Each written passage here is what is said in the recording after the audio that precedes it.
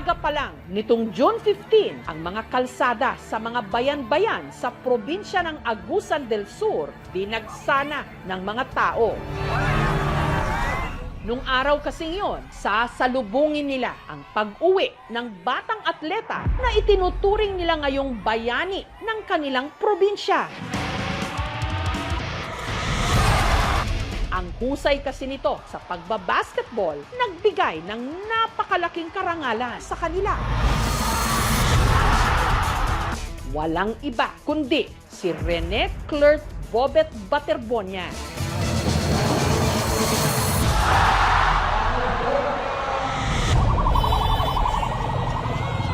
Pero hindi hiyawan ang sumalubong kay Rene sa kanyang Hero's Welcome. Sa halip pagdadalamhati, ang sinalubong kasi nila mga labi niya.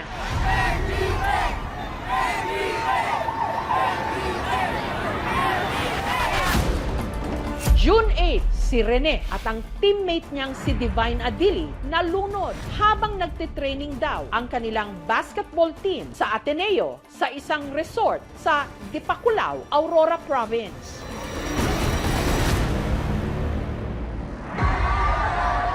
Ang mga estudyanteng ito sa Davao de Oro nagsitakbuhan pa makalapit lang sa kanyang funeral convoy.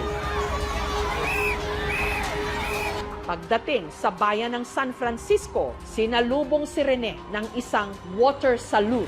Hostisya! Hostisya! Hanggang nakarating din sa wakas ang convoy sa Talacogon. Sa mga nakalipas na araw, unti-unti nang nagkakalinaw kung paano nangyari ang trahedya. Divine was already like unconscious. He was like too heavy, and so they were scrambling to try and find like things to help him with like the. Nung nakita ko si Rene sa likod, bumagal siya, tapos sumisigaw siya ng tulong. Tapos nung pumaulit ako ng buwelo, pagkangat ko, hindi ko na nakita si Rene.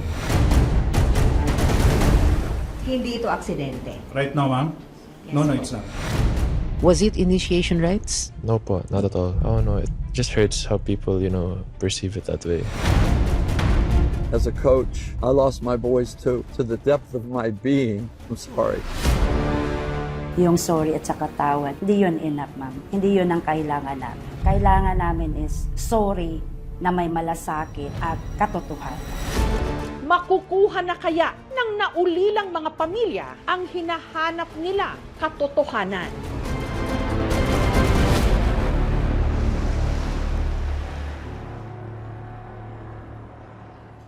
Magandang hapon po. Nitong Huwebes, nagtungo ako sa Talacogon. Ang mga labi ni Rene o mas kilala rito bilang si Bobet nakaburol ngayon sa gym. Nakakalungkot nga lang na kung dati sa gym din na ito pinapanood ng kanyang mga kababayan ang mga laro ni Bobet. Ngayon, narito sila para magluksa.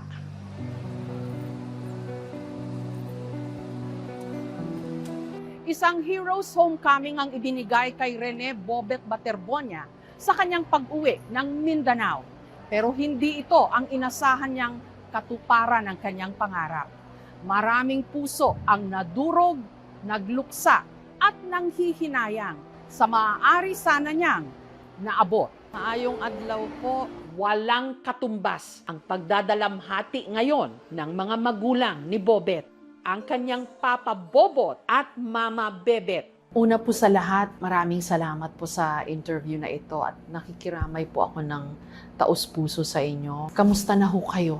Parang okay, parang hindi rin. Pinipilit talaga namin na kayanin. Dahil nga yun sa mga tao na sumusuporta, nag-condolence at nagpakita ng pagmamahal, hindi lang sa pinansyal. Paano nyo ho naitawid yung mula ho nung nasabi sa inyo nga ho na wala na siya?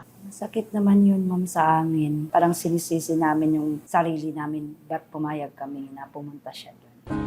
Mabay na.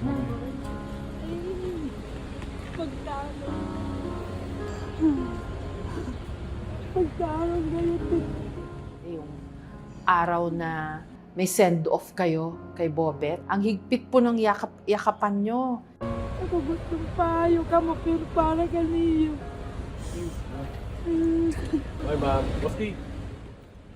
Bakit ho ang higpit? Parang nagparamdam ho kaya sa inyo na baka yun na ang huli? Hindi, ma'am. Niyakap ko siya, ma'am, kasi parang niyakap ko na tagal pa siya umuwi. Yung yakap ko parang hanggang December na. Kasi December na naman kami magkikita ulit. Laki man sa hirap, pursigido raw si Bobet na makatulong sa kanyang pamilya. Katunayan, bago raw siya lumuwas pa Maynila, abala ito sa pagpirma ng kanyang mga merchandise na keychain. Daghan ko na kayo makato na siya Manila. Yung kitchen, ma'am, is binibinta namin ng 50 pesos lang. Hindi ko kalain na isang araw lang, 100 pieces kaagad ang nag-order sa amin. Wow. Ano Ano bang klaseng anak siya? Masunurin si Bobet, napakabait na bata. Tumutulong ho siya sa pagtitinda. Opo, ma'am. Kahit po nung sumikat na siya sa Opo, palarong ma'am. pambansa, Opo. nagtitinda, tumutulong pa rin ho siya Opo, magtinda. ma'am. Sabi ko, hindi nga nahiya yung nagnanakaw, hindi nga sila nahiya eh. Kayo pa kaya na marangal. Ang husay daw ni Bobet sa pagbabasketball namana niya sa kanyang papa Bobot na dati rin palang basketball player. Nalaman ko may potential dahil sa tindig pa lang niya, marunong siyang humawak ng bola. Minsan din, nagkalaban din kami. Hindi ko siya matalo nang pupag-1-on-1 kami. Mula pagkabata, gumawa ng sariling pangalan si Rene o Bobet sa kanilang lugar. First year niya sa Ateneo de Davao. Nakasali na sila sa palarong pambansa. Yun, nag-champion nga sila. Nakuha niya ang MVP. Talents and hard work can open doors to greater opportunity. Ang kanyang mga naabot parang katuparan daw ng mga pangarap noon ng kanyang ama. Kasi hindi kayo naging professional basketball player, so umasa ho kayo na si Bobet ang magtutupad ng inyong pangarap. Totoo ho ba yun? Totoo po yun, ma'am. Hanggang sa lang ako, regional. Sabi niya, sige pa. Simula na hindi mo naabot, pagpatuloy ko. Kung ang kanyang papa Bobot ang naging trainer ni Rene o Bobet, ang kanya naman daw mama Bebet ang numero 1 nitong cheerleader. Ano pong pinakamamimiss niyo ho sa kanya? Yung mga memories, ma'am, na magkasama kami. Yung maglalaro na parang wala na akong tinig na, shit, bet! Ganon. Kayo palang Tapos, cheerleader ho niya. Opo, tapos yung mga referee na hindi nakita yung mga fouls, kami talaga, parents ang mag-aaway ng referee. Ba't ganon? Sana naman patas, ganyan. Minsan nga is makulitan siya sa akin kasi parang magsabi siya, tama na. Ang basketball nagbukas ng mas maraming oportunidad para kay Bobet. Mula purok hanggang barangay, hanggang municipality, hanggang governor's cup. Talagang kasali yun. All-Star game po, ma'am. Siya yung nag-MVP. Doon siya na-scout ng Ateneo de Davao. Full scholar po, may dorm at saka allowance. Sabi ko, sige lang, baka makapag-desisyon kami na ganyan. Kasi ma'am, marami talagang eskwelahan na gustong pumasa kanya. Parang 30 school. E di proud na proud ho kayo Opo, noon. ma'am, proud na proud. Para kayo nasa alapaap. Opo, kasi hindi lahat ng tao is makamit yun, di ba? Tapos lalong-lalo na sa hirap ng buhay namin. Tapos isa kami doon na makapasok. Sabi ko, doon ka na lang sa Ateneo Bet kasi kasama mo yung kapatid mo. Kaso naispatan din siya ng Ateneo sa Manila. Paano ho naging desisyon doon? Yung nagpaaral sa kanya sa Davao, sila yung kumausap doon sa Ateneo de Manila. Kaya yon sinabi ko, kayo lang, basta masabi ko na ligtas lang yung anak ko. Di ka mo sabay, te. Kabado na nga raw ba sina Bobot at Bebet na malalayo sa kanila ang kanilang anak. Pero sinuportahan pa rin nila ang desisyon nito na lumuwas mula Ateneo de Davao hanggang Ateneo de Manila University sa Quezon City. Ako gustong payo ka mo, pero para kaniyo. Kasi pangarap lang talaga niya makapaglaro ng UAP, baka lang araw maging PBE. Yung batang isang nasa province o kilang bukid lang is makapaglaro na sa mga UEP games. Laki sa hirap, masinop sa pera. Kasi dati, yung wala pa siyang allowance, bigyan ko yan ng 200, 2 weeks na yan. Ang sapatos na ito, ang kauna-unahang nabili raw ng kanyang mama Bebet mula sa ukay-ukay. At ang pera, inutang pa raw niya. Isang sapatos lang talaga nabili ko sa kanya. 3,000, ma'am. Iniingatan ko talaga ito, ma'am, kasi itong una. Ito lang binili ko sa kanya. Wala nang iba. Lahat yan, bigay na talaga sa kanya. Ito yung una niyang sapatos, pumunta siya sa Davao, ma'am. Ito yung pang-training niya, panglaro niya, lahat dito. Kaya, sakit, hindi ko to ibibigay. Tinatago ko to. Ito lang talaga yung binili ko sa kanya, isa lang. Kahirap ng buhay. Tinipid man daw ni Bobet ang kanyang sarili. Pagdating sa kanyang pamilya, galante siya. May gusto siyang bilhin para sa akin. Magpunta kami ng mall, like t-shirt. Pero sabi ko, wag na. Na-miss ko siya. Tinatawag akong pa. Ganun.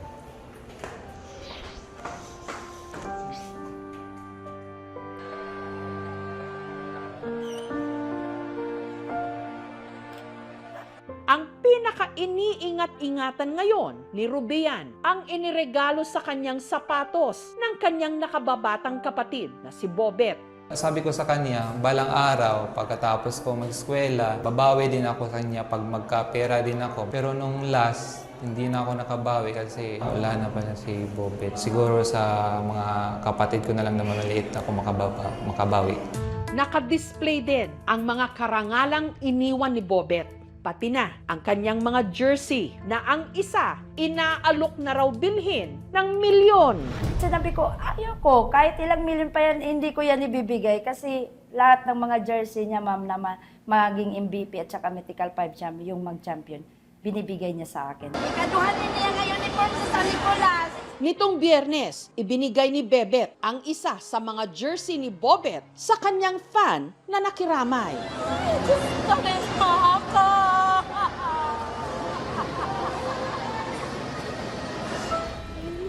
Ang huling yakap ng mag-ina na nakuna ng video, ginawan din ng painting. Ako magdaw!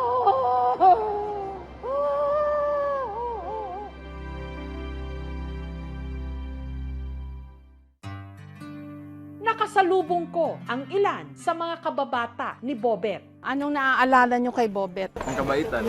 Humble kayo, humble. Bet, kung nasan ka man ngayon, sana ay gabayan mo kami dito. Ito ang aking sinadyang puntahan, ang basketball ring kung saan unang nangarap si Bobet.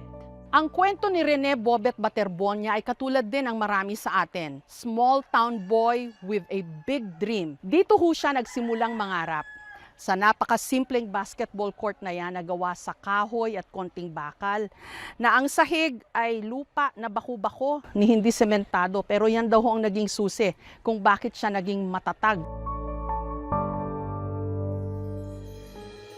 Heto pa ang mga hindi malilimutan sa kanya. Bago raw lumuwas pa Maynila, si Bobet, nagboluntaryo pa raw itong tumulong sa Brigada Eskwela ng dati niyang eskwelahan sa Talacogon. Pumupunta lang siya doon, nagpintura, nagwawalis, sakit. Kahit wala na siya, mahal na mahal siya namin. Nung nag-aral daw si Bobet sa Ateneo de Davao, naging malapit niyang kaibigan at teammate sina Maki at Matt. Since nung pag-move niya ng dorm po, doon kami nag-close agad. Kapag may gala kami, tas wala kang pera or wala kang damit na susuotin, magpapahiram siya.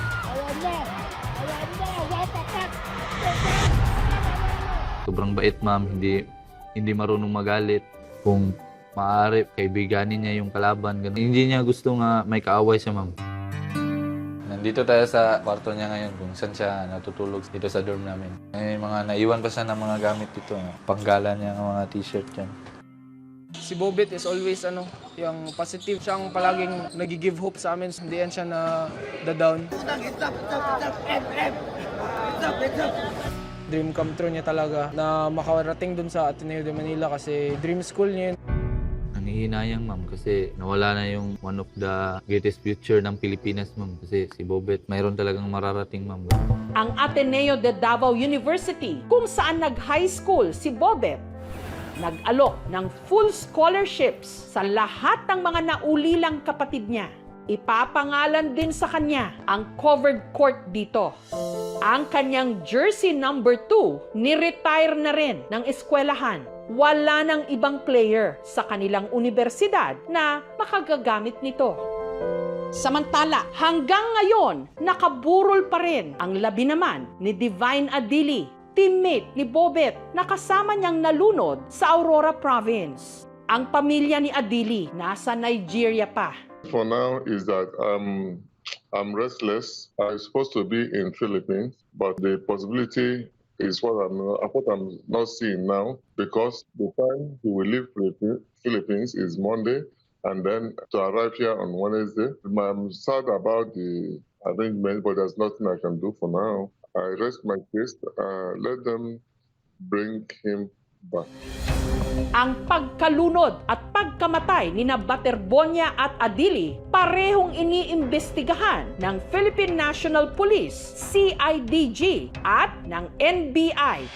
Dalawa sa mga miyembro ng Ateneo basketball team, sina Kiefer Alas at Sam Reyes, unang nagsalita sa isang podcast. It was just so hard to talk kasi we couldn't accept na nawala pa yung dalawang teammate po namin.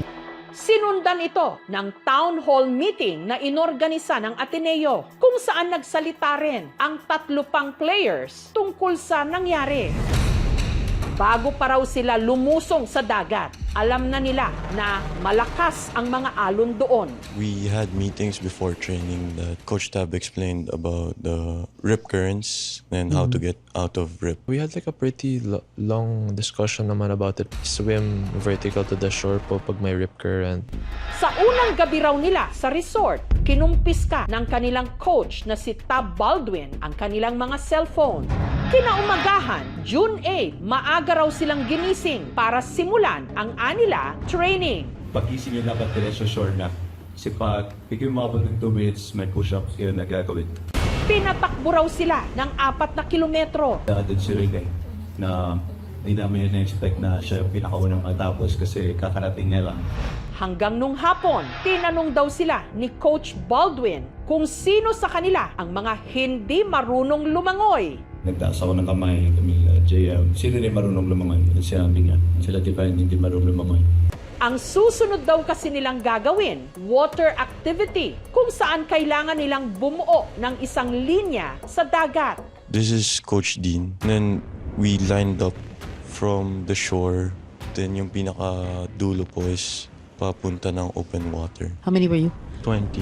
Divine was kind of here po, in the middle. And then Rene was by my right side po. Dapat yung requirement, the water should be knee to waist. Yung training namin is to jog in the water. So it's like there's resistance. Pero ilang minuto pa lang daw ang nakakalipas.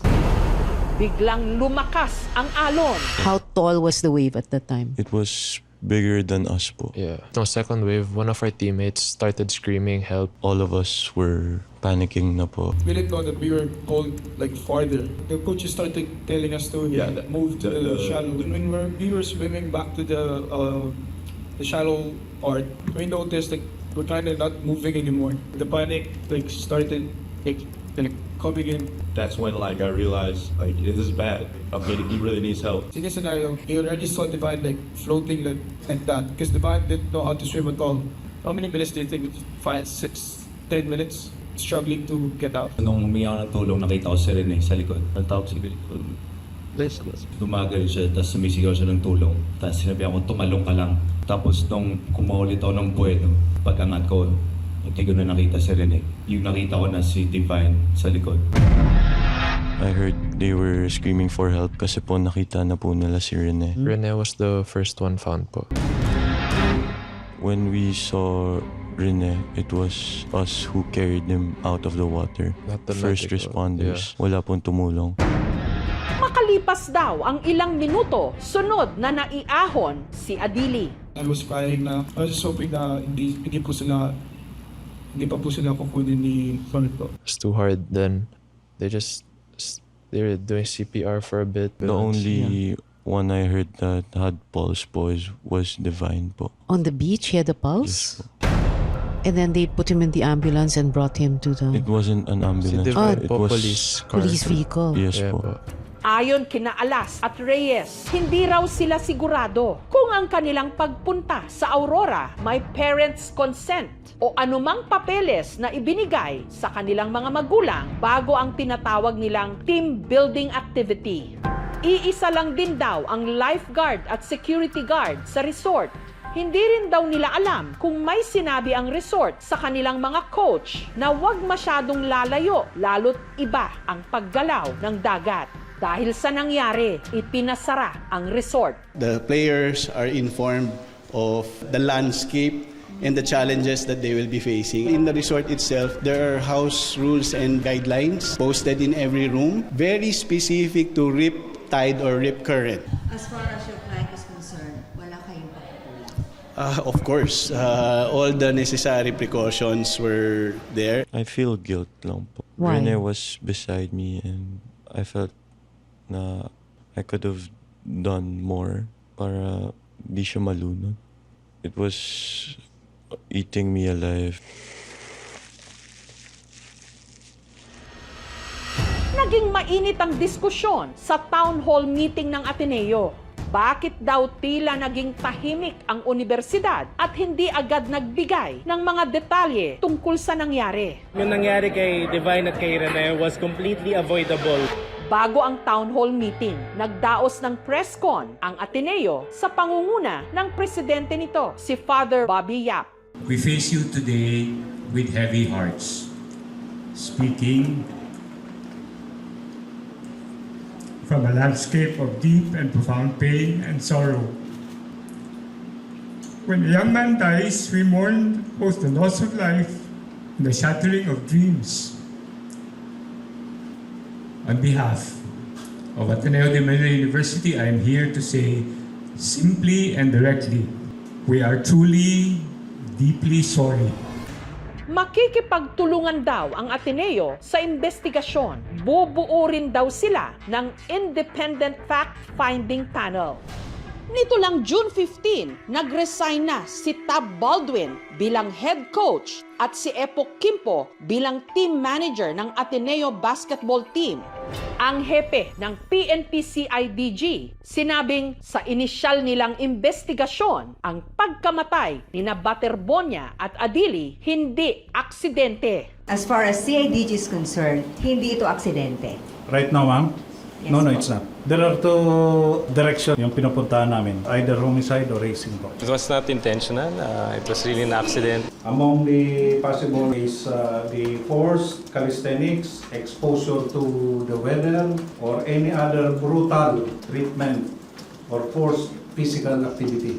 Meron na raw silang 7 persons of interest. 48 tao naman daw ang kanila nang ipinasabina. There are some inconsistencies between what the players said and what the coaches said. Kasi bang vantage points, mga players nasa dagat, yung mga coaches nasa pangpang. Mayroong siren at 4 a.m. Sa kumakalat din ngayong lumang interview ng dating players ng Ateneo Blue Eagles, ikwinento nila na meron na palang player na muntikan ding malunod sa nakaraan nilang bootcamp o training. Pumunta kami ng Baler. Walang basketball, as in sa beachfront lang kami. May mga parang challenges kami dati nun. Kailangan mag-relay papunta sa tubig.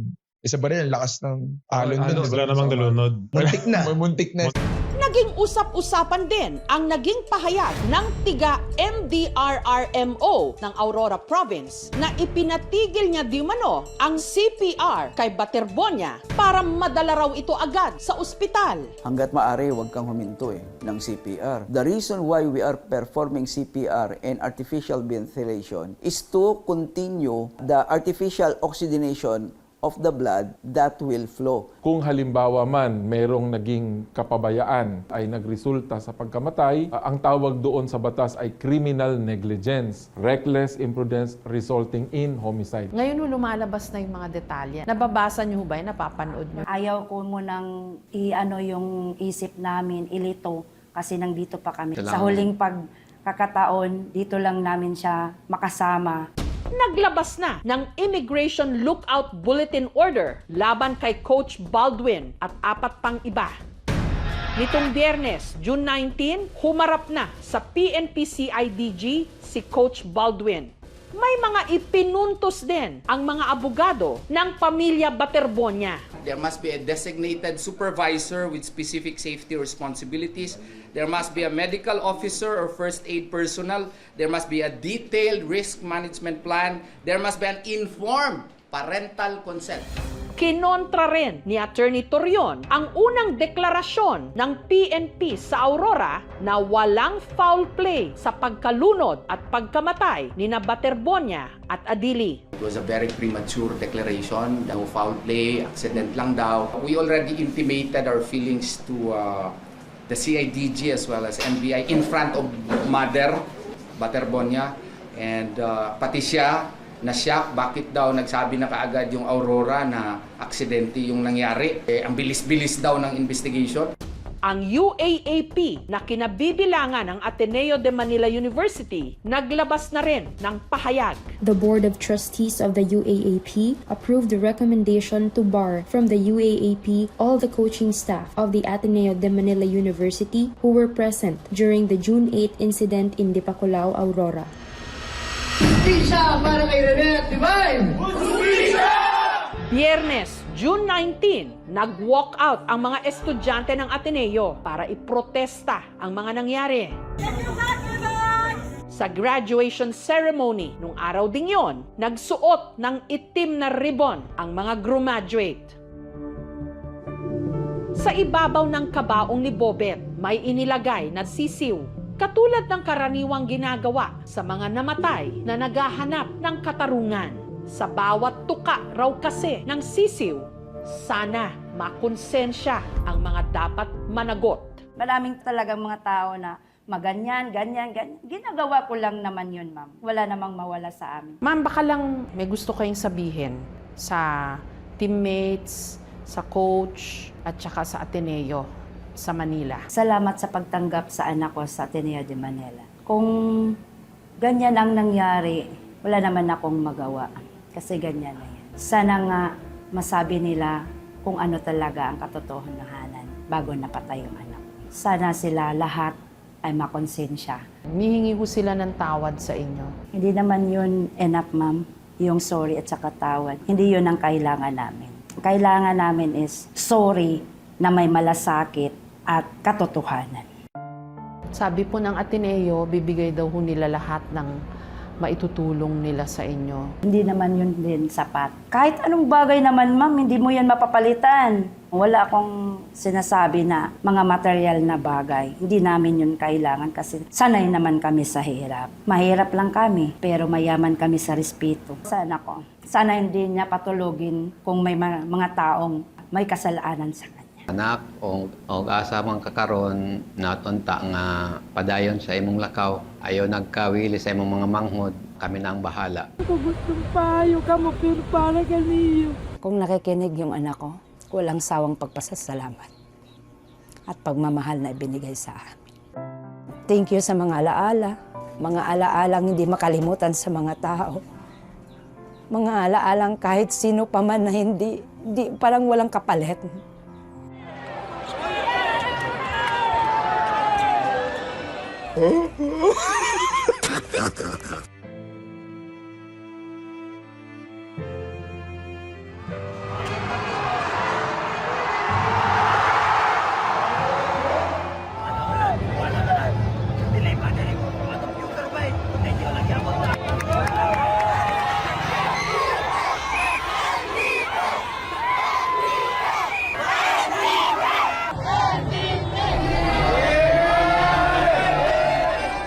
See you next month.